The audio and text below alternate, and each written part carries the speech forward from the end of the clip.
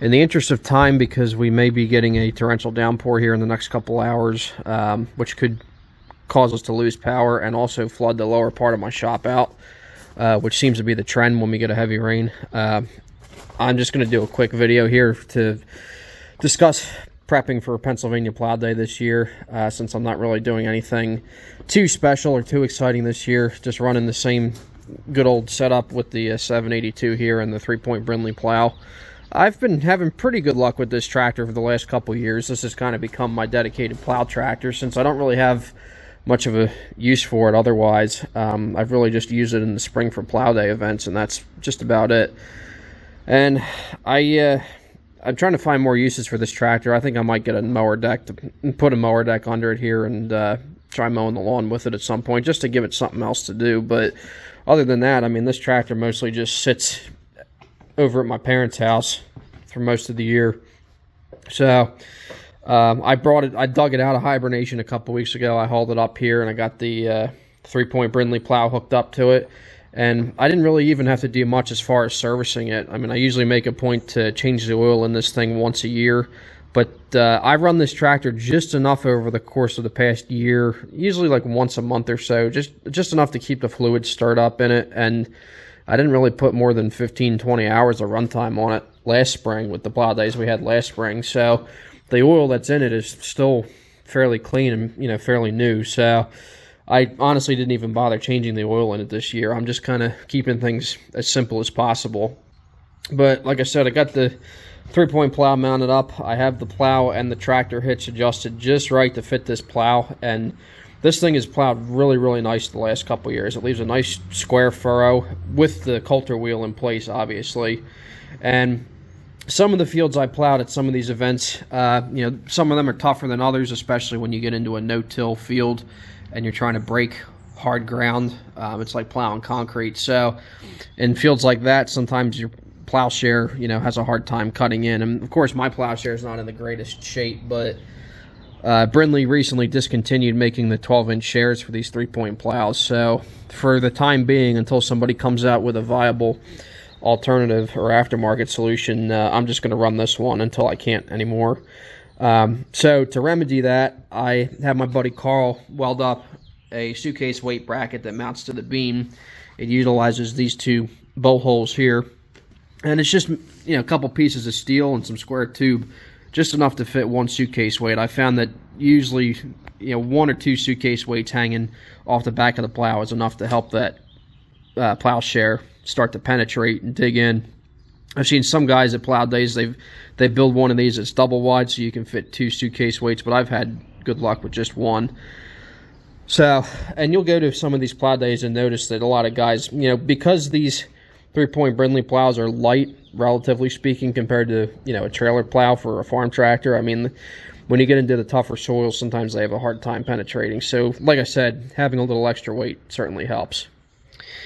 Like I said, I didn't put too many hours of runtime on this tractor last year, but that did give me a little extra time to work on the third and final phase of this custom build project. That was going to include a 2,000 RPM rear PTO and dual brake pedals, as you can see there. I scrapped the 2,000 RPM rear PTO idea because, truthfully, I just don't see myself having a need for 2,000 RPM attachments at any point in the future. They're getting harder to find. The PTO systems themselves are getting harder to find. They're getting more expensive, and the parts are, you know, typically no longer available. They have to be custom made if you need a replacement part or if something breaks. So whether you have a Cub Cadet, a John Deere Simplicity, or whatever you might have with a 2,000 RPM gearbox, you know, it's always a crapshoot trying to find the right parts to make that work. And if you have an incomplete kit, you know, you're in for a rough time. And I figure for what I'm going to be doing in the future, if I'm able to find the 755 loader tractor or whatever size compact tractor I end up with, that's going to come with a 540 PTO anyway, so I might as well just stick to 540, keep things simple, instead of trying to search around for 2,000 RPM attachments. So I scrapped the 2,000 RPM PTO idea, and I decided to just finish out the project by building a dual brake pedal system for this tractor. And in my opinion, dual brake pedals should have been standard equipment on the regular hydrostatic 82 series, so your 782 and 682, and then the models that replaced them. Over time, I feel like having dual brake pedals or individual wheel brakes on a tractor, especially one this size, they've become less and less appreciated. And now, granted, I mean, your modern garden tractors have a much tighter turning radius for mowing around trees, and a lot of them have four-wheel drive for working on hills and whatnot. But I've always liked having dual brake pedals because they give you that little bit of extra traction in the tough spots when you need it. Whether you're on a hillside, whether you're going around a tight corner, whether you're spinning out in the snow or you're trying to plow, with a moldboard plow and you're getting stuck, they give you that little bit of extra traction. And like I said, I kind of wish these were a standard feature on these standard frame 82 series. They were standard equipment on your Cub Cadet Supers, or most of the Supers anyway. So like the later 982s, 1872, 2072, they all came with dual brake pedals. And I'd seen some forum posts from years ago where guys had adapted dual brake pedals to fit their wide frames and their quiet lines, but very few people seem to have done that on an 82 series, a standard frame 82 series. So I figured I would take the liberty of building it for this tractor and kind of completing that last phase of the custom 318 build. So I got this set of dual brake pedals off of Ray Weaver, the local Cub Cadet parts guy, and these I think came off of an 1872 if I remember correctly. So the nice thing about doing this upgrade to a regular frame 82 series tractor is that the brake pedal shaft flange can be removed from the frame without any cutting or torching. The flanges are welded onto the frame on a super tractor, so when guys part those out and take the brake pedals off, they usually have to cut or torch the flanges to get the brake pedal shaft off. But I was able to reuse the original flanges from the 782. They just, they come off the frame with 2 bolts. And then I used the super brake pedal shaft. I had to cut it to length, and I had to weld an extra tab in place, or an extra flange, I should say, to hook up the neutral return linkage. And that flange, I tried to weld it as close to the original position as possible and with the right orientation on the shaft. But when I got it all put together, the linkage started to bind up when I would hit the brake pedal. So the neutral return was not working the way it was supposed to. So for the time being, I just got rid of the neutral return linkage.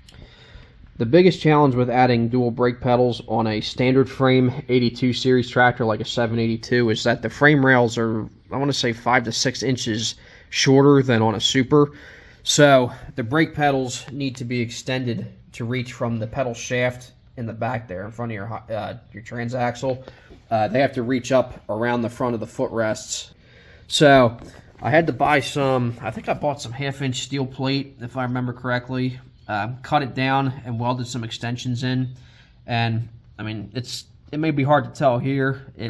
I think I did a half decent job. I tried to minimize the amount of welding that needed to be done. You have to weld the brake pedals themselves onto the sleeves that go over the brake pedal shaft at just the right angle so that they clear the side panel and they don't stick out too far. So I had to try and keep the outside pedal in line with the right front tire as best as I could. And you have to make sure that you run them in such a way that when you push them down, they don't rub against the side panel. And as you can see, that inside pedal comes pretty close, but I think the factory pedals on a super aren't really much different. Now, one thing to note when doing this dual brake pedal swap on a standard frame 82 series is that the linkage needs to be modified, the linkage that runs from the brake pedal shaft back to the brake itself. The standard frame 82 series have I want to say it's about 6 or 7 inch long solid rod with an eyelet on the back end of it, and then the eyelet hooks to a spring that hooks into the brake actuator arm. And that's okay. I mean, that works okay if you're just trying to apply the brakes gradually to slow down. But in the case of dual brake pedals where you're fully applying the brakes to lock the wheels up, that's not sufficient. And that combined with the fact that the super tractors with factory brake pedals have a longer frame, that means you have to modify the linkage. So I did away with the original linkage, the original brake pedal linkage that this tractor had, and I modified the linkage from a super, which instead of having the short rod with the eyelet and a hook, it's a solid piece of rod with a 90-degree bend at the end. And that 90-degree bend hooks directly into the actuator arm on the brake. And then I had to add another spring to the back of it that hooks into this hole at the very back of the frame. And that spring is supposed to give it just enough tension for the pedals to spring back when you push them all the way down. Because what was happening was you would hit the brake pedals down. Before I added that spring, you would push the brake pedals down and they would just stick there. They would just hang there. They wouldn't spring back up. So I needed a way to put enough, I needed a way to pull hard enough on the brake assembly to actually lock the wheels up, but also have enough tension, enough spring that the pedals would pop back when you let go. So I took the super linkage, which like I said was that quarter round rod with a bend on the end. I had to cut a few more threads into the front end of that rod so that I could get the clevis tightened up a little bit, put more, give it more pull. And then I added this extra spring at the back here and hooked it into an existing hole in the frame. And with the clevis tightened all the way up on both sides, it provides just enough tension, just enough spring for the pedals to snap back when you push them down, which is what you want. And I mean, it's not perfect, but to be honest with you, it feels just about the same as the brake pedals on the 2072, which are still set at the factory settings. So that was good enough for me. So like I said, if you're going to be doing a dual brake pedal upgrade on your 782 or similar, standard Cub Cadet tractor, you have to keep in mind that the linkage needs to be changed to accommodate that, to get that dialed in right. I had to, I actually ended up chaining the tractor to a tree over there and just kind of doing a burnout with it on the driveway and applying the brakes to see that they grabbed equally. And it took a little bit of frustration and a lot of fine tuning, but I finally got them set where I want. So PA Plow Day this coming weekend is going to be kind of the initial run, the initial break-in for these dual brake pedals. I'm curious to see how it performs. I'm curious to see if it actually helps give the tractor a little bit more traction. And like I said, that's one more item off the list for this build, the 782 build. That's something I wanted to add to this tractor as part of the 318 Wannabe build, and I'm glad that's out of the way. And it also gave me an opportunity to use my new to me Miller-Matic MIG welder. If you haven't already noticed, and if you're new here, yes, I did upgrade this tractor to hydrostatic power steering. But to be completely honest, I still haven't gotten this thing dialed in where it should be, and it just doesn't feel like power steering should. I've had it on this tractor for about 4 years now, and I just can't get it to work quite right. And compared to the John Deere 318s I've operated, and the Cub Cadet Cyclops that I've operated, and even my 2072 with factory power steering, it just doesn't feel right. And granted, trying to cobble up a power steering system on a tractor that didn't originally have it is always a little bit of a chore, but I've made every adjustment in the book. I've swapped parts. I've tried to fine tune it as much as I can, and I just can't get it to turn sharp. And I think I have an issue with the steering column itself because it just feels like there's a lot of resistance in it. It just doesn't feel smooth. Like it's not one finger power steering like it should be. So it's just, like I said, it's been an ongoing headache. It was an idea that sounded good on paper, I guess, but at this point, I'm just going to live with it. I can't get it to turn too sharp to the right or to the left, no matter what adjustments I make, without having to drill any extra holes, which is interesting because I've driven Cub Cadet Cyclops models like the 1862, the 1864, and even my 2072 with factory power steering, and this just doesn't feel the same. It doesn't turn sharp either. I thought the problem was in the front axle because the first front axle I put under this tractor was the early Cyclops short spindle front axle, and the only reason I wanted the axle with short spindles was so that the tractor sat level from front to back.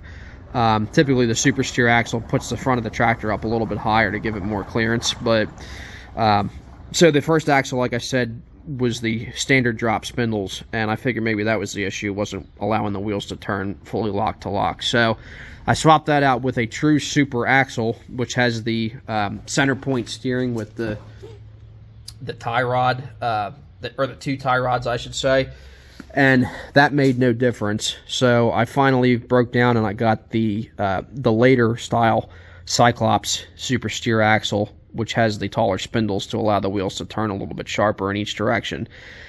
That still didn't fix the problem. So I swapped out the power steering cylinder with another one. I maxed out the heim joints on both ends, and I even swapped out the bracket to mount the power steering cylinder. There were 2 different versions of this bracket that had the holes drilled in different spots depending on which front axle you had. You'll notice that the late Cyclops axle I'm running here kind of sweeps to the front, and to compensate for that, they changed this power steering cylinder bracket. They changed the location of the mounting holes on the frame there, which changes the offset of the cylinder itself. So I had to get the right cylinder mounting bracket. I changed the cylinder out. I've made just about every adjustment in the book, and I just cannot get this thing to steer sharp for the life of me. I've even tried to change the adjustment on this knuckle here. I've had to reclock this a few different ways, a couple splines. But I think at this point I can only attribute it to the steering column. And for what it's worth, putting that steering column in was such a tight fit and it was such a headache. I'm just going to run it until it blows the seals out of it, and then take it all apart and rebuild it the right way. I guess that's kind of the gamble that you take when you buy used hydraulic parts untested. But I figured it was worth a shot. So like I said, at this point, I'm just gonna run this power steering setup until the seals blow out of the bottom of the 5-port valve, and then rebuild it and go from there. And we'll see if that makes a difference. Because when you're running it and you turn the wheel, full, to full lock one way or the other, you can feel a lot of resistance, like it really tries to fight you. But I know that it should be able to turn further than that. So I said, what the hell with it. I'm not gonna worry about that right now. When the time comes, we'll deal with it. So other than that, everything on this tractor has treated me pretty well. The Onan engine has been running great. I was having some issues with some blow-by. It would soak the air filter in oil, but ever since I switched away from Rotella diesel oil and I started using the Case IH #1 diesel oil, the viscosity brand oil, I've noticed the blow-by has pretty much disappeared. Like now, if I pull the air filter off, or if I pull the cover off, that air filter will be just about dry. So I don't know if that oil was a little bit thicker than the Rotella or what, but that seems to have cured that issue. And I had an electrical issue I was chasing for a little while where it would not really drain the battery, but it wouldn't want to start after a while. Like the starter would just crank over really slowly, and it would only start up if you jump the battery. But the battery tested good, the starter tested good, and every electrical component on this tractor is brand new. I put a whole new wiring harness in it 5 or 6 years ago. So I pulled the engine out last winter and I rebuilt the starter that was in it. Again, owning aftermarket starters, you can't have much faith in them. So I used a mix of new and old Onan parts to fix that starter up. I got it working good as new. And I'm still having the same issue now. So I have a weird, there's a weird voltage drop or electrical short in this system somewhere, and I'm not really sure what it could be at this point, because I've replaced every electrical component. Like I said, everything from the wiring harness to the stator to the ignition module to the battery, and everything in between. So at this point, I'm just going to deal with it. If I have to jump start it every once in a while, so be it. It's not the end of the world.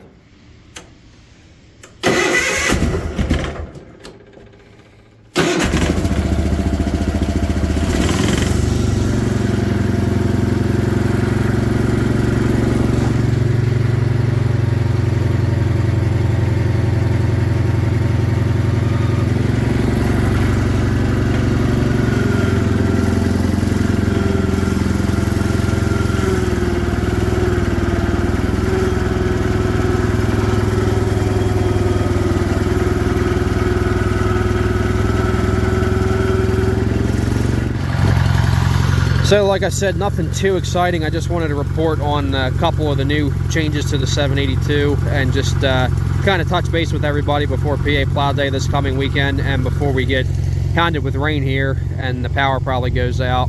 But I mean, knowing the Watsontown sandy limestone soil, it could get, you know, they could get 6 inches of rain up there the night before and it'd be dry the next morning we go plowing. So I guess we'll see what Mother Nature has in store for us later this week. But I'm looking forward to going to PA Plow Day again. I think there's going to be a lot more people there this year than last year. Some new rules, but we'll see what the day offers, and I'm excited to see what the 782 will do. It treated me pretty well last year. It's been a really durable tractor for me overall. I mean, it served me really well, which is surprising considering I kind of slapped this thing together with a bunch of random pieces I had laying around. But overall, it's turned into a really good plow tractor for me, and I'm excited to see how it'll handle. And of course, I'm excited to catch up with some old friends that I haven't seen in a couple years, and just looking forward to having a really good time. So we'll see some of you guys there. I wish you all safe travels, and we'll see you this weekend. Thanks for watching.